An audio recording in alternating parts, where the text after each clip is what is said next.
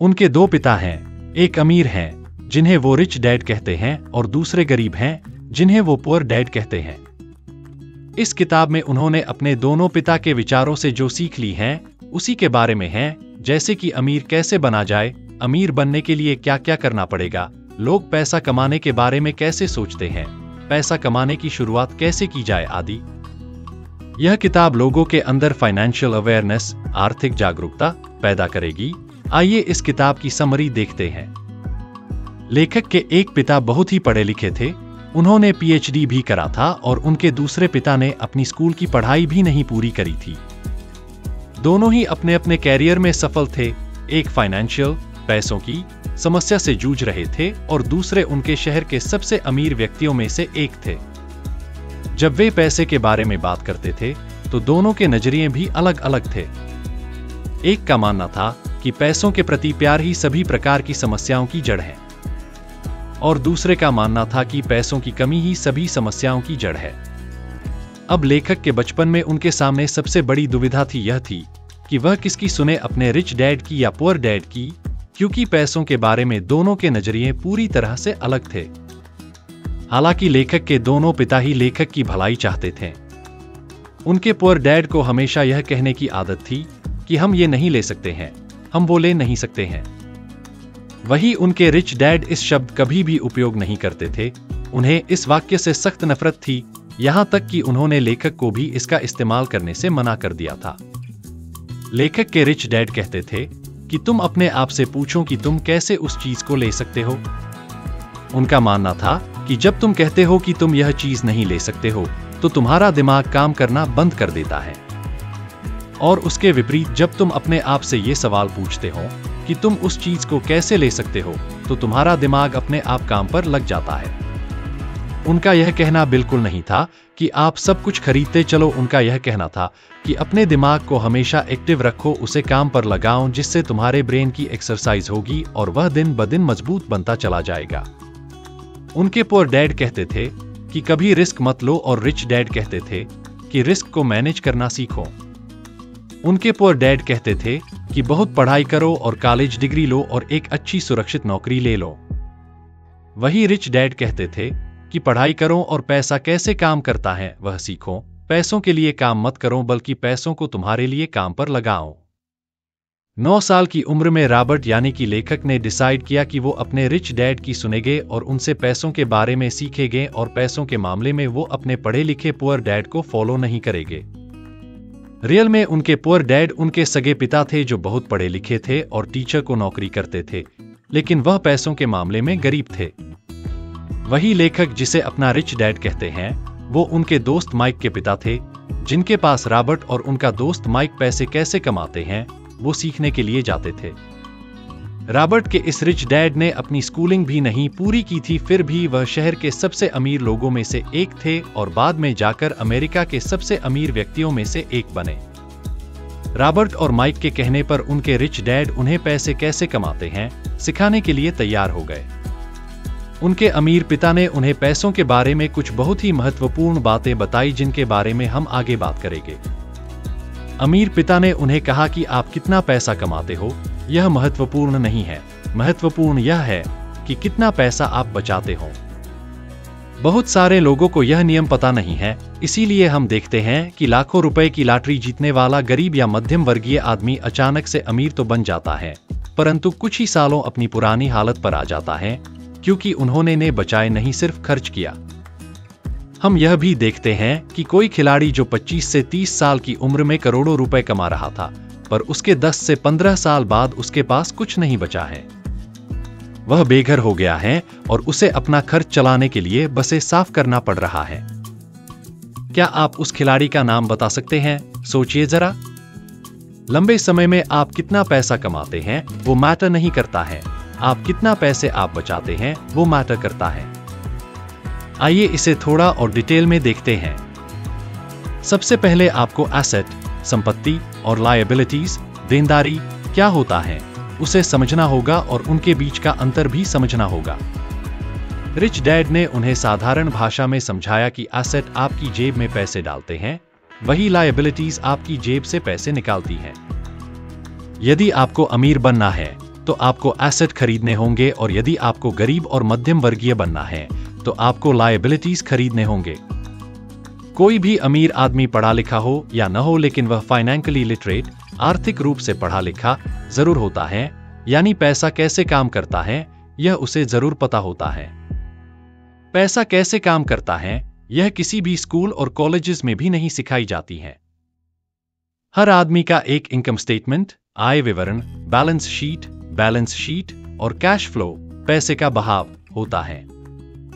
Income statement में दो भाग होता है, एक इनकम कमाई और दूसरा एक्सपेंसेस खर्चा। यह आपको बताता है कि आपने कितने पैसे कमाए हैं और कितने खर्च किए हैं, तथा सब खर्च निकालने के बाद आपके पास कुल कितना पैसा बचा है, कुछ बचा भी है या नहीं। बैलेंस शीट में भी दो भाग होते हैं, एक एसेट संपत्ति और दूसरी लायबिलिटीज देनदारी। आपके एसेट आपके लिए पैसा बनाते हैं, ये आपको पैसा कमा कर देते हैं, जैसे जमीन, शेयर मार्केट और बॉन्ड्स में लगाया गया पैसा, इंटेलेक्चुअल प्रॉपर्टी, बौद्धिक संपदा आदि। लायबिलिटीज का मतलब देनदारी, जैसे घर का या कार का लोन, क्रेडिट कार्ड का लोन आदि।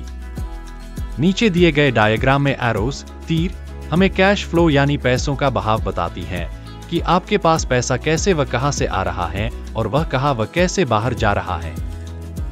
गरीब आदमी का कैश फ्लो। गरीब आदमी का कैश फ्लो कुछ ऊपर डायग्राम जैसे होता है, मतलब गरीब आदमी के पास कमाई का स्रोत सिर्फ वेतन होता है। उनका लगभग पूरा पैसा कर, घर का किराया, खाना, कपड़े आदि में चला जाता है। महीने के अंत में अधिकतर इनके पास न के बराबर पैसा बचता है या कुछ नहीं बचता है। अब गरीब आदमी की बैलेंस शीट देखते हैं। गरीब आदमी का एसेट्स का कॉलम हमेशा खाली रहता है। वह इसलिए होता है क्योंकि उनके पास महीने के अंत में कुछ नहीं बचता है।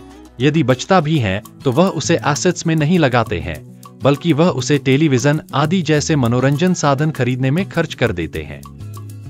ऐसा इसलिए होता है क्योंकि उन्हें किसी ने एसेट्स के बारे किसी ने बताया नहीं होता, नहीं स्कूल में, न माँ बाप ने और नहीं दोस्तों ने। लायबिलिटीज वह खरीद नहीं पाते हैं क्योंकि उनके पास उतने पैसे बचते ही नहीं है।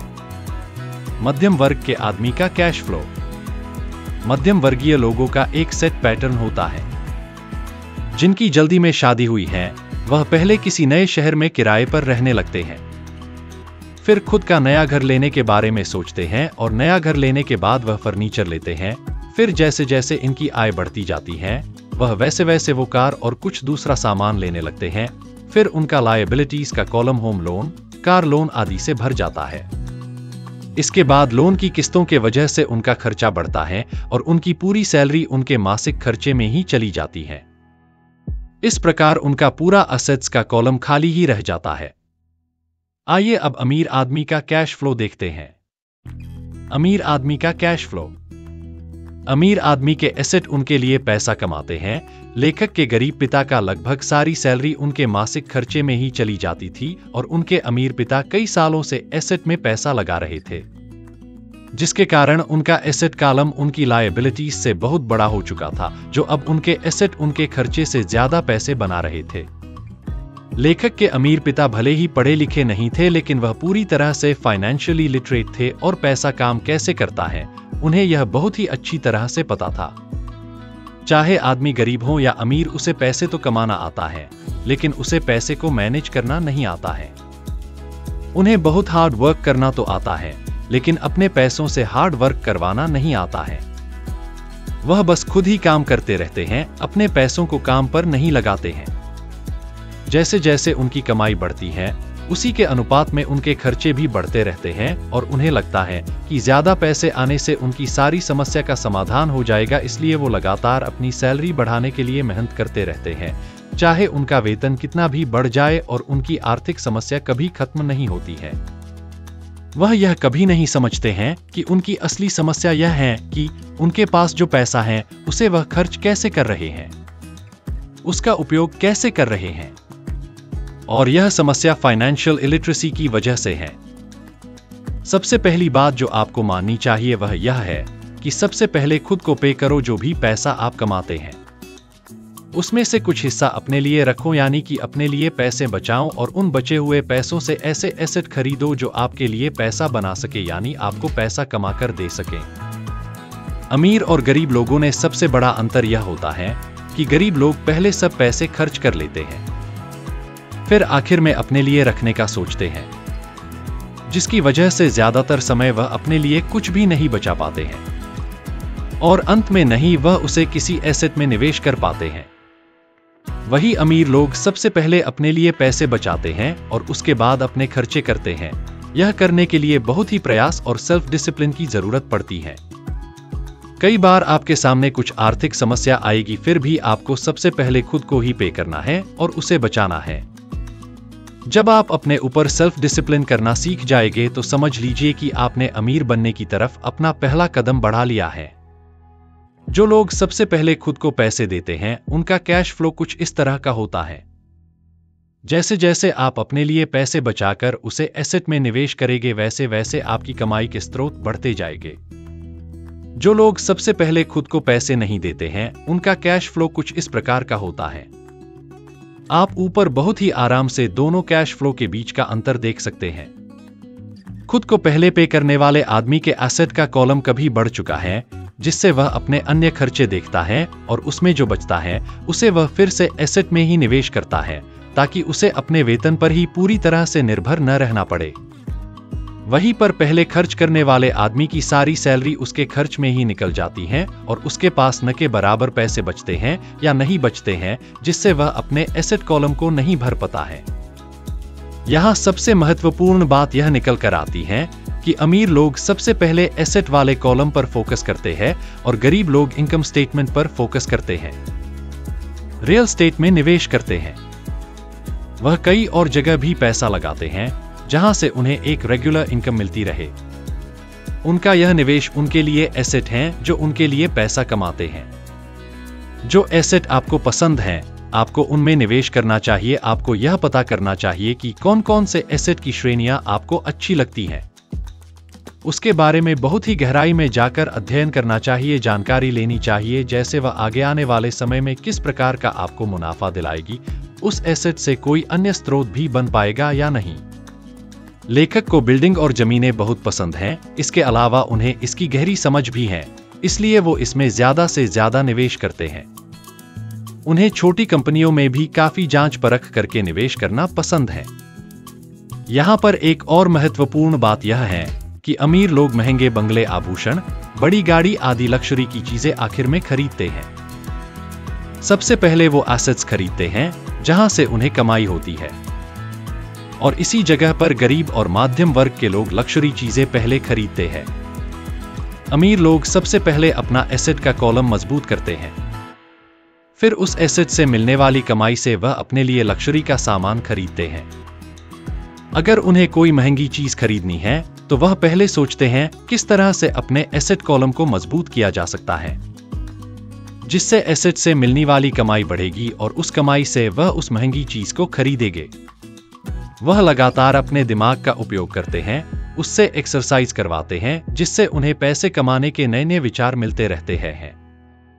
इस तरह वह लक्जरी का सामान खरीदने से पहले वह अपनी कमाई तथा उसके स्रोत बढ़ाने के बारे में पहले सोचते हैं। वहीं पर अन्य लोगों का एक ही कमाई का स्रोत होता है, वह है नौकरी, और जब वह कोई लक्जरी का सामान खरीदते हैं तो उनका पूरी आर्थिक स्थिति बिगड़ जाती है। जिन गरीब या मध्यम वर्गीय लोगों की लॉटरी लगती है वह भी अपनी एसेट पर निवेश करने के बजाय खर्च बढ़ाते जाते हैं। इस तरह कुछ साल के बाद फिर से अपनी पुरानी आर्थिक स्थिति पर आ जाते हैं। यहाँ पर इनकम समस्या नहीं है, समस्या यह है कि उसका प्रबंधन यानी मैनेजमेंट, यानी कि आप किस तरह आप उन पैसों का उपयोग कर रहे हैं। अमीर लोग और अमीर बनते जा रहे हैं, गरीब लोग और गरीब बनते जा रहे हैं, और मध्यम वर्गीय लोग संघर्ष कर रहे हैं, क्योंकि पैसों के बारे में हमारे यहाँ स्कूल, कॉलेज और घरों में नहीं सिखाया जाता है। हमारे स्कूल और कॉलेज में हमें सिर्फ प्रोफेशनल स्किल के बारे में सिखाया जाता है, हमें फाइनेंशियल स्किल के बारे में नहीं सिखाया जाता है। इसलिए आज डॉक्टर्स, इंजीनियर्स, मैनेजर्स, पायलट्स आदि जिन्होंने अपने स्कूल और कॉलेज में अच्छे मार्क्स लाए थे, वो आज अच्छी सैलरी होने के बाद भी फाइनेंशियली स्ट्रगल कर रहे हैं। आपके पास हमेशा मल्टीपल इनकम सोर्सेज, आय के कई स्रोत होने चाहिए। अधिकतर लोगों का एक ही कमाई का माध्यम होता है, जो कि उनकी सैलरी है। वह कहते हैं कि वह बहुत सुरक्षित जीना चाहते हैं, इसलिए वह अपनी सैलरी पर ही निर्भर रहते हैं। पर वह यह नहीं समझ पाते हैं कि एक ही कमाई के स्रोत पर निर्भर रहना कितना बड़ा जोखिम, रिस्क है। इनकम सोर्स 3 प्रकार का होता है। ऑर्डिनरी मतलब आपकी सैलरी। पैसिव मतलब रियल एस्टेट आदि से कमाया गया पैसा, यानी जहां से आपके न रहने और न ध्यान देने पर पैसा आए। पोर्टफोलियो मतलब शेयर बाजार और सरकारी बांड से कमाया गया पैसा। आज के समय में दुनिया के सबसे अमीर आदमी अमेज़न के संस्थापक श्री जेफ बेजोस और दुनिया के सबसे महान निवेशक Shri Warren Buffett portfolio income की वजह से अमीर बने हैं। वही अगर बात करें अमेरिका के राष्ट्रपति श्री डोनाल्ड ट्रंप और इस किताब के लेखक श्री रॉबर्ट के की, तो वो पैसिव इनकम की वजह से अमीर बने हैं। लेखक के रिच डैड हमेशा कहते थे कि तुम्हें अपने ऑर्डिनरी इनकम सोर्स को जल्द से जल्द पैसिव इनकम या पोर्टफोलियो इनकम में बदलना चाहिए, यानी अपना पूरा ध्यान एसेट का कॉलम बढ़ाने पर देना चाहिए। अगर आपके पास अच्छे अवसर, अपॉर्चुनिटीज आ रहे हैं, लेकिन आपके पैसा ही नहीं है, या अवसर आपके सामने है लेकिन आपको दिख नहीं रहा है, तो उसका मतलब है कि आपके पास फाइनेंशियल इंटेलिजेंस नहीं है। दिमाग हमारा सबसे पावरफुल एसेट है। अगर उसे हम अच्छे से ट्रेन करते हैं तो आपको कई अच्छे अवसर ढूंढने में और अच्छे अवसर उत्पन्न करने में मदद मिलेगी, जिससे आप बहुत अच्छी कमाई कर सकते हैं। Focus on learning not earning. आपको लर्निंग पर फोकस करना होगा, अपने दिमाग को फाइनेंशियली ट्रेन करना होगा। आपका माइंड फाइनेंशियली ट्रेंड होगा तभी वह नए फाइनेंशियल अवसरों को देख पाएगा। कोई भी चीज सीखते हुए आपको अपना माइंड खुला रखना चाहिए।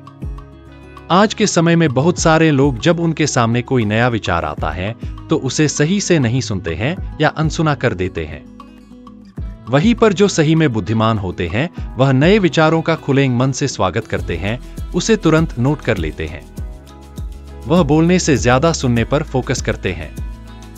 आज के समय में जो अलग अलग एसेट्स हैं, जैसे कि जमीन, शेयर बाजार, सरकारी बांड, नए बिजनेस आदि, आपको किसी में भी निवेश करने से पहले अपना दिमाग खुला रखकर उसका अध्ययन, स्टडी करना होगा। जो लोग लर्न की जगह अर्न पर फोकस करते हैं वह पैसा तो कमाते हैं लेकिन उसे अच्छे से मैनेज नहीं कर पाते हैं, फिर आगे चलाकर किसी न किसी फाइनेंशियल समस्या में फंसते रहते हैं। फाइनेंशियल नॉलेज न होने की वजह से लोग अपने आसपास चल रही जल्दी से अमीर बनने वाली किसी योजना में किसी के कहने पर पैसा लगा देते हैं, फिर उसके बाद वह कंपनी उनका पैसा लेकर भाग जाती है। इसीलिए लेखक के रिच डैड ने उनसे कहा कि पहले लर्निंग पर ध्यान देना चाहिए, बाद में अर्निंग पर। फाइनेंशियल लीयरिंग आजीवन चलने वाली प्रक्रिया है। जब भी तुमसे गलती होगी तो तुम उससे सीखो और अगले समय वह गलती न करो। गलतियों से बिल्कुल न डरो। जब कोई जीतने के लिए खेलता है तो उससे गलतियां होती हैं, लेकिन सबसे महत्वपूर्ण है कि उस गलती से सीख कर आगे अच्छा करना। रिच डैड ने लेखक को रिस्क मैनेजमेंट, जोखिम प्रबंधन सीखने को कहा। इस संदर्भ में मिस्टर वॉरेन बफे ने कहा है कि आप क्या कर रहे हैं, यदि आपको वह पता नहीं है तो वह जोखिम है। यदि आप गाड़ी चला रहे हैं और आपको गाड़ी चलाना ही नहीं आता है तो वह रिस्क है। इसको कम करने के लिए पहले आपको गाड़ी चलाना सीखना पड़ेगा। इसी तरह फाइनेंशियल रिस्क को भी फाइनेंशियल ज्ञान और स्किल डेवलप करके कम किया जाता है। इसीलिए किसी भी एसेट में निवेश करने से पहले उसके बारे में सही से जानना और उसके बारे में स्किल होना बहुत जरूरी है। आइए हम आगे देखते हैं कि लेखक ने अपने फाइनेंशियल ज्ञान और स्किल का उपयोग करके कैसे पैसे बनाए। 1989 में रॉबर्ट अमेरिका में जहां रहते थे उसके पास के एक स्थान से गुजर रहे थे। वहां उन्होंने देखा कि वहां के अधिकतर घरों पर सेल के बोर्ड लगे हैं। उस समय अमेरिका में मंदी आ गई थी, शेयर बाजार टूट चुका था तथा वहां की रियल एस्टेट का बाजार भी बहुत ही खराब हालत में था। उन्होंने देखा कि वहां पर एक घर के नोटिस बोर्ड पर बहुत दिनों से सेल का बोर्ड लगा हुआ था। तब वह उस घर के मालिक से मिले।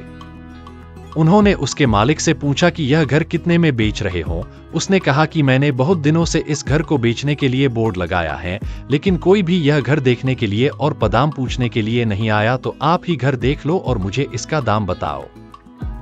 रॉबर्ट को वह घर बहुत पसंद आया और उन्होंने वह घर $20,000 में खरीद लिया। फिर उसके बाद उन्होंने उस घर में किराएदार रखे। 1-2 साल बाद जब उस स्थान पर रियल एस्टेट का मार्केट बढ़ने लगा तो लोग उस स्थान पर घर खरीदने लगे।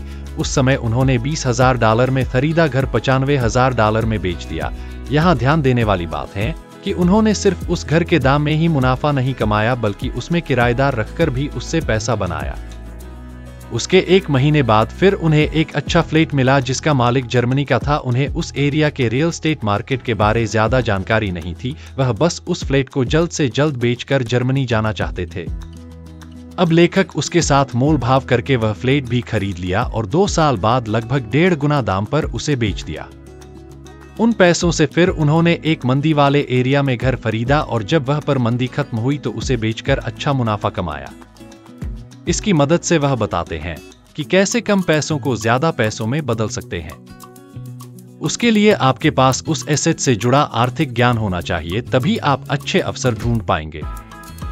लेखक को रियल एस्टेट की जमीन, घर और छोटी कंपनी में निवेश करने में दिलचस्पी, इंटरेस्ट है, इसलिए वह उसके बारे में ज्ञान इकट्ठा करते हैं, फिर अच्छे अवसर तलाशते हैं। आपको जिस एसेट में इंटरेस्ट है उसका अच्छा ज्ञान लीजिए, फिर उसमें निवेश करने के बारे में सोचिए। दोस्तों, अंत में लेखक ने पुनः एक बार याद दिलवाने की कोशिश की है कि गरीब और मध्यम वर्ग के लोग पैसों के लिए काम करते हैं, वही अमीर लोगों के लिए पैसा काम करता है।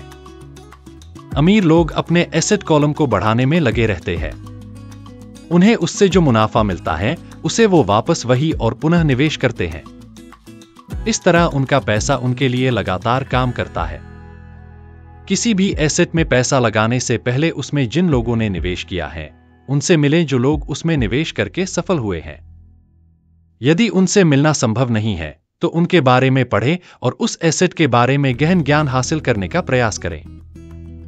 हमारे चैनल को सब्सक्राइब करें और इस वीडियो को लाइक और शेयर करें। धन्यवाद। अगले वीडियो में फिर मिलते हैं।